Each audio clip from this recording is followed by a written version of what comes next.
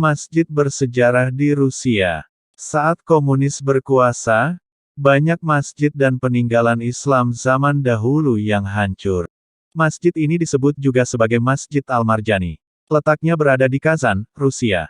Menurut catatan sejarah, Masjid Marjani dibangun pada 1766 hingga 1770. Ini merupakan masjid pertama yang dibangun di Kazan.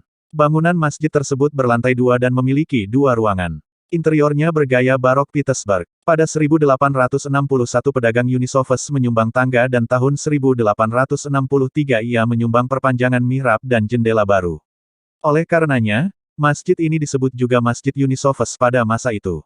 Renovasi juga dilakukan oleh seorang pedagang kaya bernama Z. Gosmanov pada 1885. Masjid Isketas. Masjid ini berusia lebih dari 200 tahun. Masjid Isketas dibangun pada 1802 di wilayah Kazan. Pembangunan masjid dilakukan untuk mengenang para pejuang yang gugur ketika mempertahankan wilayah Kazan dari serangan musuh pada 1552. Salah seorang yang berjasa besar dalam pembangunan masjid ini, yaitu Gabdullah Utamisev. Ia seorang pedagang kaya yang cukup tersohor. Masjid tua tersebut, pada 1930 masjid sempat ditutup oleh pemerintah Uni Soviet. Namun, dibuka kembali untuk tempat ibadah pada 1994.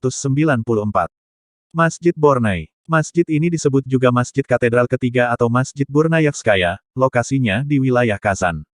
Masjid tersebut dibangun pada 1872.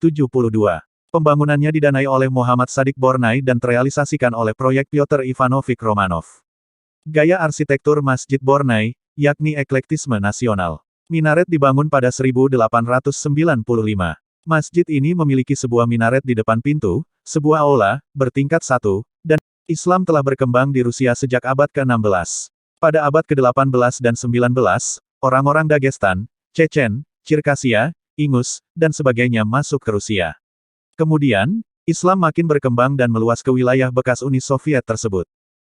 Dari sekian banyak masjid tersebut, terdapat beberapa yang usianya cukup tua. Masjid itu menjadi saksi sejarah berkembangnya Islam di negeri beruang merah tersebut. Sampai saat ini, masjid-masjid tua itu masih tegak berdiri dan digunakan untuk kegiatan ibadah sehari-hari ini. Jangan lupa like subscribe ya guys.